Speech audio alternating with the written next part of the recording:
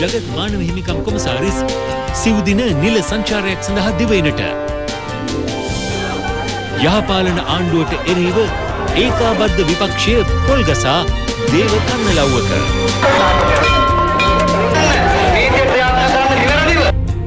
පොල්ගසන අයට අගමැති දුන් අවවාදය. පොල් ගහනවා නම් අඩුගානේ පොල් ලක්ෂ 10ක්වත් ගන්න. ඒත් අනේ රජේ පොල් හොරකම් කරලා මේවා කරන්න එපා. තායිවානයට බලපෑ ප්‍රබල භූකම්පනයෙන් මියගිය ගණන 7 දක්වා ඉහළට.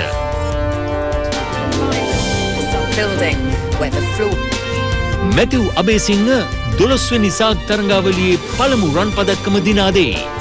ශ්‍රී ලංකාවට පදක්කම් 21ක්. ඒ මානව හිමිකම් කොමසාරිස් සෙයිඩ් අල් හුසෙන් කුමරු සිව්දින නිල සංචාරයක් සඳහා අද ශ්‍රී ලංකාවට පැමිණියා.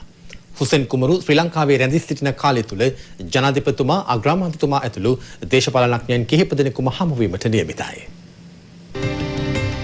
ශ්‍රී ලංකා රජය කළ ආරාධනයකට අනුව එක්සත් ජාතීන්ගේ මානව හිමිකම් කොමසාරිස් සෙයිඩ් අල් හුසෙන් කුමරු සිව්දින නිල සංචාරයක් සඳහා අද උදේ දිවයිනට පැමිණියා. කටුනායක ගුවන්තොටුපළට පෙරවරු 8:25ට පැමිණි සෙයිඩ් අල් හුසෙන් කුමරු ඇතුළු දූත පිරිස පිළිගනු ලැබුවේ විදේශ කටයුතු අමාත්‍ය මංගල සමරවීර මහතා විසින්.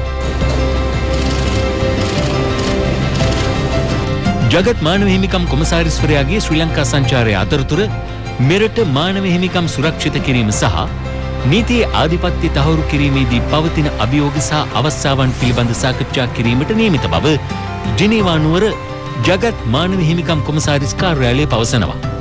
ගුවන්තොටුපළින් පිටත් වූ සෙයිඩ් අල් හුසෙන් කුමරු විදේශ අමාත්‍ය මංගල සමරවීර මහතාගේ කොළඹ පිහිටි නිල නිවසේදී සාකච්ඡාවකටත් එක් වුණා.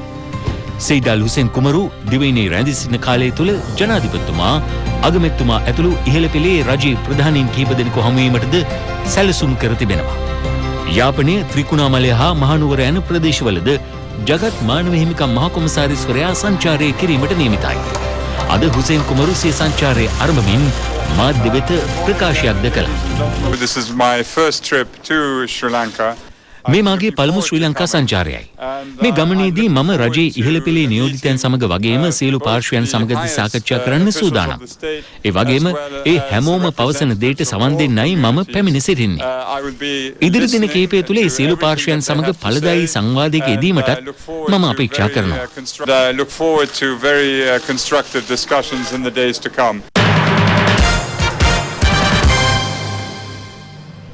මේ අතරේ සෙයිඩ් අල් හුසෙන් කුමරුගේ ශ්‍රී ලංකා සංචාරයට එරෙහිව ජාතික නිදහස් පෙරමුණ අද පාරට බැස්සා. රට බේරගත් රණවිරුවන් දම්ගෙඩියට යවන්න හුසෙන් කුමරු ලංකාවට ආව කියලයි ඒ අය චෝදනා කළේ. ලිප්ටන් වටරවුමේ ඉඳන් පාගමනින් කොළඹ එක්සත් ජාතීන්ගේ මහ කොමසාරිස් කාර්යාලයේ ඉදිරි පිටට ආපු ඒ අය එතනදී විරෝධතාවක් කළා. එක්සත් ජාතීන්ගේ මානව හිමිකම් කොමසාරිස් සෙයිඩ් අල් හුසෙන් කුමරුගේ ශ්‍රී ලංකා සංචාරයට විරෝධය පළ කරලා ජාතික නිදහස් පෙරමුණේ විරෝධතා පාගමන අද හවස ආරම්භ වුණේ ලිප්ටන් වටරවුමෙන්. ඒ අය පාගමනින් තුම්මුල්ලේ පිහිටි එක්සත් ජාතීන්ගේ මහ කොමසාරිස් කාර්යාලය දක්වා ආවා. මේ විරෝධතාවයට ජාතික නිදහස් පෙරමුණේ නායක විමල් වීරවංශ මහතා ඇතුළු පාක්ෂිකයන් පිරිසක් එක් වී සිටියා.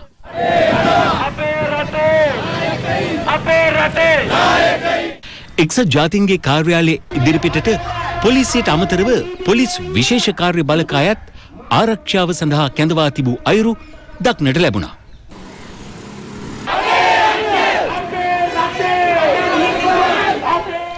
මානව හිමිකම් කොමසාරිස්වරයාගේ පැමිණීම හේතුවෙන් යුද අධිකරණයක් පිහිටුවන බවටයි ජාතික නිදහස් පෙරමුණ මෙහිදී චෝදනා කළේ. නිදහස් දිනය සමරලා දවස් දෙක යනකොට මානව හිමිකම් කොමසාරිස් එනවා. යටත් විජිත ලේකම් කාර්යාලය නැවත පටන් ගන්න. අපේ නිදහස් දිනාගේ බොරණවිරුවා නැවත උදුරලා ගන්න මේ රටේ ජනග්‍රහණ පාවල දෙන්න.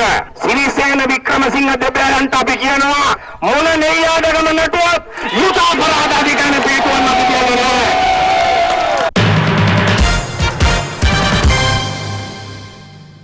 මේ අතර අද ඒකාබද්ධ විපක්ෂයේ පිරිසක් සීනිගම දේවාලයේදී පොල්ගසා දේව කන්නලව්වක් සිදු කළා.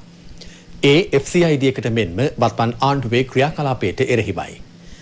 ඒකාබද්ධ විපක්ෂී පිරිසක් මෙසේ දේව කන්නලව්ව සිදු කරද්දී තවත් පිරිසක් ඊට එරෙහිව ජනඝෝෂාවක් සංවිධානය කළා. පොලිස් මූල්‍ය අපරාධ කොට්ටාශය පිහිටුවා වසරක් සපිරන අද ඊට එරෙහිව වගේම යහපාලන ආණ්ඩුවේ ක්‍රියාකලාපයට එරෙහිව පොල් ලක්ෂයක් ගහන්න ඒකාබද්ධ විපක්ෂය සැලසුම් කරලා තිබුණා. ඒ අනුව අද උදේ ඒකාබද්ධ විපක්ෂයේ මන්ත්‍රීවරු පිරිසක් හික්කඩුව නගරයට ආවේ පාගමනින් සීනිගම දෙවොල් මහා දේවාලයට යන්න.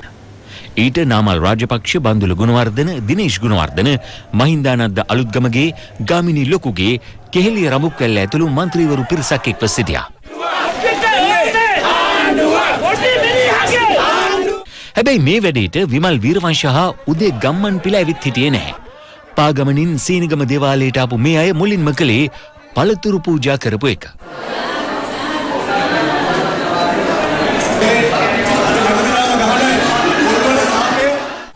ඊට පස්සේ පොලිත් අරන් දේව කන්නලව්වට ලෑස්ති වුණා.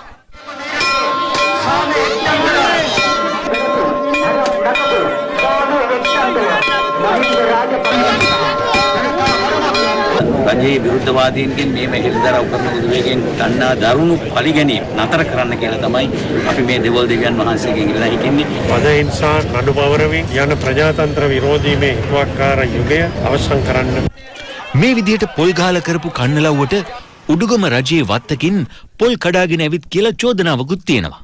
ඊයේ දිනේ පැමිණලා තියෙන්නේ නාගොඩ ප්‍රාදේශ සභාවට ආйти ලානිල් පැහැති ට්‍රැක්ටරයකින් ඇවිල්ලා තියෙන්නේ ප්‍රාදේශ සභාවෙම සේවය කරන සේවකයෝ පිරිසක්. ඒකාබද්ධ පොදු විපක්ෂයේ මේ තරම් බංකොලොත් වෙලා නැහැ හොරා පොල් ගහන තරම්. දෙයි හාමුදුරනේ මේවා දෙවියන්ට පේනවා. කම්බ හොරුන්ට එළව පොල් පේන උත්තරයක් දෙයියෝ ළඟදිම දෙයි කියලා තමයි මට හිතෙන්නේ. මේ හොරපොල් කැඩීමේ සිද්ධිය සම්බන්ධයෙන් උඩුගම පොලිසියෙන් අත්අඩංගුවට ගත්ත උඩුගම ප්‍රාදේශීය සභාවේ රේදුරුකු සහ තවත් දෙදෙනෙක් අද උඩුගම මහේස්ත්‍රාත්වරයා හමුවට ඉදිරිපත් කිරීමෙන් අනතුරුව අප මත මුදා හැරුණා. මේ වැඩේට ආපු අයට අමතක නොවන වැඩකුත් වුණා. ඒ දිනේෂ් ගුණවර්ධන මන්ත්‍රීවරයා ඇතුළු තවත් පිරිසකගේ මුදල් පසුම්බි සහ ජංගම දුරකථන ගැට කපන්නන්ගේ ගොදුරක් බවට පත් වුණු එක. මං කඩේ වැඩි කරලා කඩේ අස් කරනකොට දැක්කා මෙහෙම පර්ස් එකක් තියෙනම වැටිලා. ඊට පස්සේ අවසර බලන තව පර්ස් දෙකක් තිබුණා. අරගෙන බලනකොට එක පර්ස් එකක් දිනේෂ් ගුණවර්ධන මහත්තයාගේ. ඊට පස්සේ අපි මහත්තයාට කෝල් කරා මේ මහත්තයාගේ කෙනෙක් ඇවිල්ලා අරගෙන ගියා. ඒකාබද්ධ විපක්ෂයේ මන්ත්‍රීවරුන්ගේ මේ පොල් ගැසීමට එරෙහිව දේශාභිමානී ජාතික පෙරමුණත් අද සීනිගම දේවාලයේදී ජනഘോഷා දේව කන්නලව්වක් සංවිධානය කරලා තිබුණා. අද උදේ අම්බලන්ගොඩ දුම්රිය අසල ඉඳලා ඔවුන් පාගමනින් අම්බලන්ගොඩ බස් නැවතුම්පොළ ඉදිරිපිටට ආවා. අනතුරුව සීනිගම දේවාලය වෙත යන්න ඔවුන් සූදානම් වෙනකොට අම්බලන්ගොඩ සහකාර පොලිස් අධිකාරීවරයා ඇතුළු පොලිස් නිලධාරීන් කිව්වේ සාමයේ කඩවීමක් සිදුවෙන්න පුළුවන් නිසා විසිර යන්න කියලායි. නිසා කරුණා කරලා සියලු දෙනාම අපිත් එක්ක මොනවද කියන දෙයක් තියෙනවා. මේ රටේ හැම කෙනෙකුටම සාමකාමීව රැස් වෙන්න පුළුවන්. සාමකාමීව අදා නිදහස් අදහස් ප්‍රකාශ කරන්න පුළුවන්. හැබැයි විරුද්ධ මතධර්ම දෙපාර්ශ්වයකට එකම ස්ථානයක එකට හමු වෙන්න දෙන්න පොලිසියට දෙන්න බෑ. එක්කෝ ඒගොල්ලෝ ඉවර වුණාට පස්සේ යන්න. එහෙම නැත්නම් වෙනත් ස්ථානයක යන්න. එහෙම නැත්නම් වෙනත් දවසක. නෑ අපි දැන් යනවා. නෑ දැන් යන්න දෙන්නේ නැහැ. අපි නියෝගයක් කරන් තියෙන්නේ. අධිකරණ නියෝගයක් කරන් තියෙන්නේ. ගියොත් අපි බලය පාවිච්චි කරනවා. අනතුරුව ඔවුන් අම්බලන්ගොඩ ශාන්ති බෝධියට ගිහින් කතරගම සහ විෂ්ණු දේවාලවලට දේව කන්නලව්වක් කළා.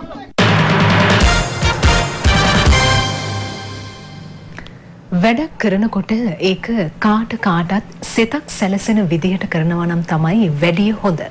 පොල් ගහන කොටත් එහෙමයි.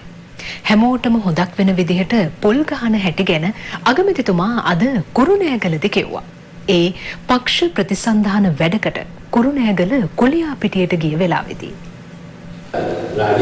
එක්සත් ජාතික පක්ෂයේ වයඹ ක්‍රියාකාරිකයන්ගේ හමුවක් අද දහවල් කුලියාපිටියේදී පැවැත්වුණා. ඒ අකිල විරාජ් කාර්යවසම් ඇමතුමාගේ නිවසේදී. ඒකට ආපු ක්‍රියාකාරීන් අමතමින් අගමැතිතුමා කිව්වේ ආණ්ඩුවේ වැඩයි පක්ෂ වැඩයි එකට පටලවා ගන්නේ නැතිව පක්ෂයේ වැඩ හරියට කරන්න ඉදිරියේදී නව වැඩපිළිවෙලක් හඳුන්වා දෙනවා කියලායි. අවුරුදු 3-4ක් සටන් කළා මේ රටේ විප්ලවයක් ඇති කරාම පස්සේ මාස කිහිපයක් අපි නිවාඩු ගත්තා. ඒක කමක් නැහැ. අපි දැන් ලෑස්ති වෙන්න ඕනේ. අනේ වැඩසටහන අපි අලුතෙන් කරගෙන යනවා. අපේ පක්ෂය අපිට වැඩ කරපුවා බලා ගන්න ඕනේ. ඒත් මේ සැරේ මේ පක්ෂය හදන්නේ තාක්ෂණ දරුවන් වෙනුවෙන් එන පක්ෂයක් ඇටියට ඊළඟ අවුරුදු 10-15 ගෙනියන. අපේ ආකල්ප වෙනස් කරන්න. අපි එතෙන්ට කතා කරනවා. නික්ව කෑ ගහලා වැඩක් නැහැ. පක්ෂය වැඩ කටයුතු කරන කට්ටියක් ඕනේ. හැම එක්කෙනාම ආණ්ඩුවට ගියොත් පක්ෂ නැති වෙනවා. ශ්‍රී ලංකා නිදහස් පක්ෂේ කට්ටියක් ඉන්නවා. ආපහු බංකොලොත් දේශපාලනයට යනවා. මේ රටේ තාක්ෂණ දරුවන්ට බංකොලොත් දේශපාලනේ ජාතිවාදයේ වැඩක් නැහැ. ගිරව්වාගෝ කියලා වැඩක් නැහැ. එදා බලේ තියෙනකොට මාධ්‍ය අල්ලගෙන වැඩේ කළා. ජනතාව අදහන්නේ. මං කියන්නේ පුළුවන් නම් මේ ප්‍රදේශයේ ජනතාවට උදව් වෙන්න. දැන් මට කිව්වා වයඹදී මමත් දන්නවා මට ඉදමත් තියෙන නිසා පොල් මිල අඩු වෙලා. අපි කියන්න එපා. පොල් ගහනවා නම් එකක් දෙකක් නෙමෙයි හැමතැනම පොල් මිල දීලා ගහලා ලංකාව වටේ අඩු ගානේ පොල් ලක්ෂ 10ක්වත් ගහනවා. එතකොට පොල් හිඟයක් ඇති වෙනවා. පොල් හිඟ ඇති වුණාම පොල් මිල වැඩි වෙනවා. පොල් මිල වැඩි වුණාම වයඹ මිනිස්සුන්ට හොඳයි. ඔය 10ක් 15ක් ගහලා කරන්න එපා. කරුණාකරලා ගහන්න පොල් අපිට පාමන්නේ. UMB විරුද්ධ හරි ගහන්න ඒත් ලක්ෂ 10ක් මිල දීලා ගන්න ඕනේ. ඒත් අනේ රජේ පොල් හොරකම් කරලා මේවා කරන්න එපා. ඒ පොදු බෑන් නෙමෙයි. දෙයියන්ගේ රටෙන් හොරකම් කරපු එකාට ওই පොල් ටික හොරකම් කරන එක ලොකු දෙයක්. ඒකනේ මේ විපාක වෙන්නේ. කවුද මේ පොල් ගහන මිනිස්සු සමාජය බැලුවාම ඔය කියන කතරගම ගිහින් පික් පොකට් ගහලා රුපියල් 10 නෝට්ටු හොරකම් කරගෙන තමන්ගේ පූජා වටියට දාලා දෙන මිනිස්සුනේ වයින්.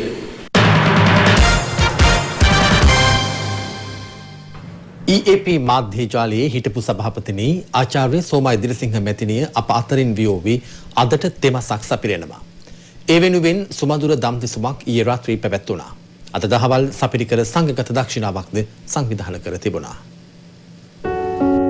ප්‍රකට සමාජ සේවිකාවක මෙන්ම EAP සමූහ ව්‍යාපාරයේ හිටපු සභාපතිනිය වූ ආචාර්ය සෝමා ඉදිරිසිංහ මැතිණිය අභාව ප්‍රාප්ත වී අදට 3 මසක් සපිරෙනවා.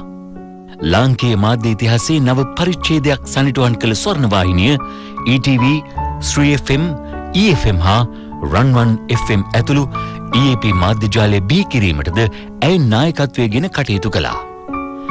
දශක 5කට ආසන්න EAP සිනමා ඉතිහාසය තුළ ඇය චිත්‍රපට 26ක් නිෂ්පාදනය කර තිබුණා. 1974 වසරේදී තිමිරිගස්යාය සිංහ සමාජයේ සිංහ කාන්තාවක් ලෙසින් ඇරඹි ගමන හරහා සමාජ සේවිකාවක් ලෙස කැප වූ ඇය ජනසරණ ප්‍රජා සත්කාරක සේවාවේ නිර්මාතෘවරිය දුණා. පුනර්ජීව ආචාර්ය සෝමා ඉදිරිසිංහ අරමුදල හරහා හදවත් රෝගීන් රැසකට පිහිටවීමට කටයුතු කළ ඇය සුවනිත අක්ෂි රෝහල මගින් සහ සංහිඳ වැඩිහිටි නිවාසය හරහාද දහස් ගණනකට සෙත සැලසුවා. ආචාර්ය සෝමා ඉදිරිසිංහ මැතිණිය අභාව ප්‍රාප්ත වී 3 මසක් ගතවීම නිමිත්තෙන් සුමధుර දම් දෙසුමක් ඊයේ රාත්‍රියේ එතුමිය විසූ කොළඹ 5 සුලේමාන් ටෙරස්සේ පිහිටි නිවසේ පැවැත්වුණා.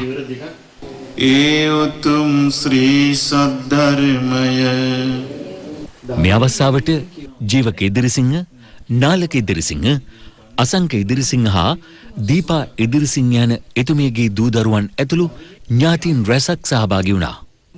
EAP හෝල්ඩිං සභාපති හා කළමනාකාර අධ්‍යක්ෂ මනෝ තිත්තවැල්ල මහතා, EBC මාධ්‍ය ජාලයේ සභාපති ආචාර්ය දයානත් ජයසූරිය මහතා සහ EAP හෝල්ඩිංස් ජ්‍යෙෂ්ඨ විධායක උපසභාපති අනිල් කුමාර මීගහගේ මහතා ඇතුළු පිරිසක්ද මේ අවස්ථාවට එක්ව සිටියා.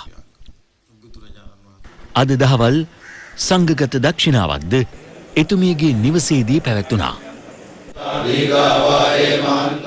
මේ පින්කම සඳහා කොළඹ ගංගාරාමාධිපති අතිපූජ්‍ය ගලබොඩ ඥානීස්සර ස්වාමින් වහන්සේ ඇතුළු ස්වාමින් වහන්සේ 30 දෙනමක් වැඩම කර සිටියා.